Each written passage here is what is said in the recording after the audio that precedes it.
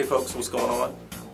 This is J. Anthony Thompson, known to some as Tony, to others as Jerry, but at any rate, what I wanted to do is give you a brief, quick tour of what we call JatWorld Studios. This is where I create and produce and record and mix all of my music, as well as projects that I'm working on for other folks.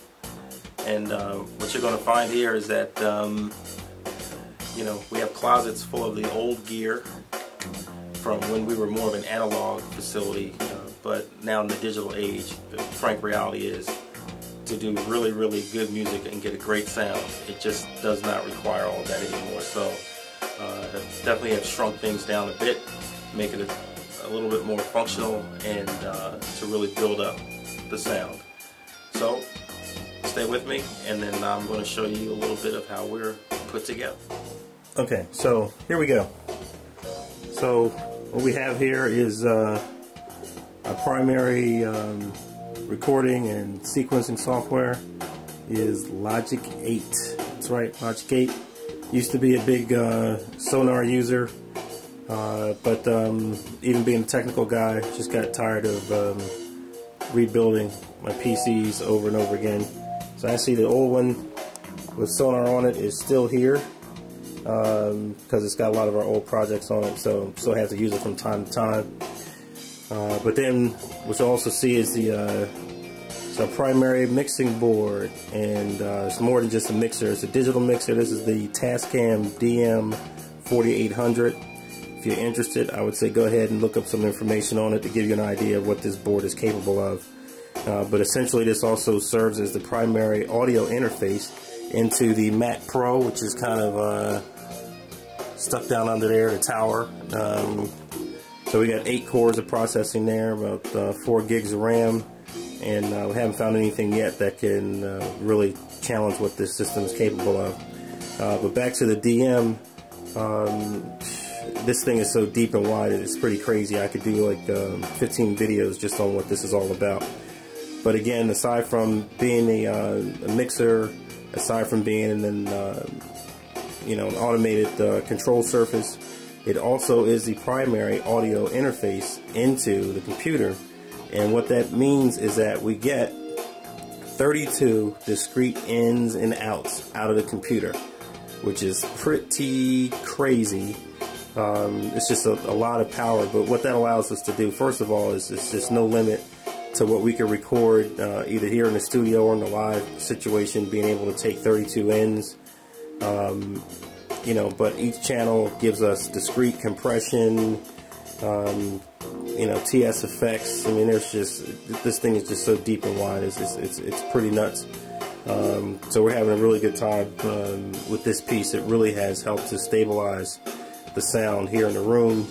And then we have our monitors. I still have my Event 2020s because I just can't get rid of them. Love them. They're connected to, these are passive, so they're connected to a Samsung Servo 150 power amp.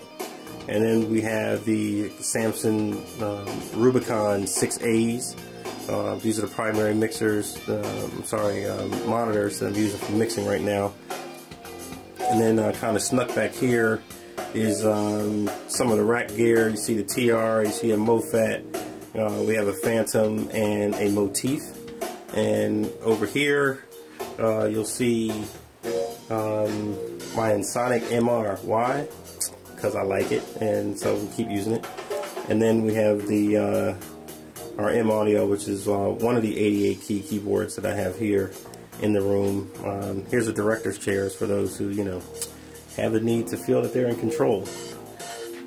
So again, in terms of what's here, you're not going to see a ton of stuff. Most everything is happening inside that computer. In terms of effects and plugins, we have everything that comes with Logic Pro, but also I'm a big fan of Universal Audio's plugins. So in terms of reverbs, compressors, and just everything else you could imagine for really high-end professional sound and processing, that's what we're using. Other neat little plugins like BFD for the drums, Spectrasonic, some stuff from East West like their Ministry of Rock, and some other really cool plugins. One of my other babies here is my Focusrite preamp. Use this for a lot of the primary lead vocals in some instruments. There's another art preamp right below it that's used that sometimes on guitars and basses and stuff because it gives you a really nice, neat little sound. Nice little punchiness without having to go nuts on the processing. And this is actually one of my Delta 1010s. We have two of these that were connected to the PC.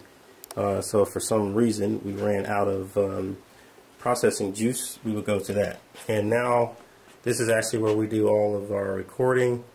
So the room's a little broken down right now. You see part of the drum kit. We have a 5-piece drum kit here. It's broken down. That's actually the air conditioner over there. Keep one of those around when it's just a soloist or something, or a small group in the room. It's not that big a deal in terms of building up a lot of heat.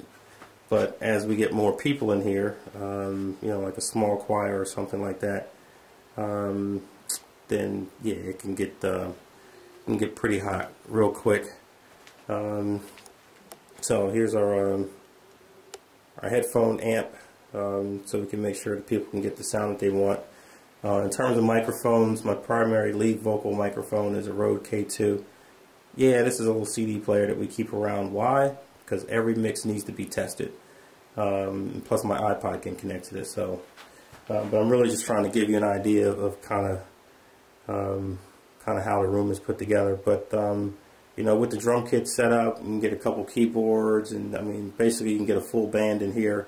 We do have a Hammond B3 as well. It's kind of sitting up in the garage. So again, not super huge, but very functional. I believe in terms of vocalists, actually we once got 30 people in this room, which is pretty crazy. So that's a little bit of how we're put together and what the room looks like, and we'll throw some stuff up there and you can get an idea of kind of what we sound like as well. Have a couple interesting projects coming out, some other things that we've been working on. So hey, so if you're looking for a place to get some work done, you're serious about getting it done, we bring a lot to the table. Not just an engineer, also a producer as well as a musician. So even the sample stuff that you'll hear is going to be mostly my performances. You'll get an idea of sort of what my feel and my style is.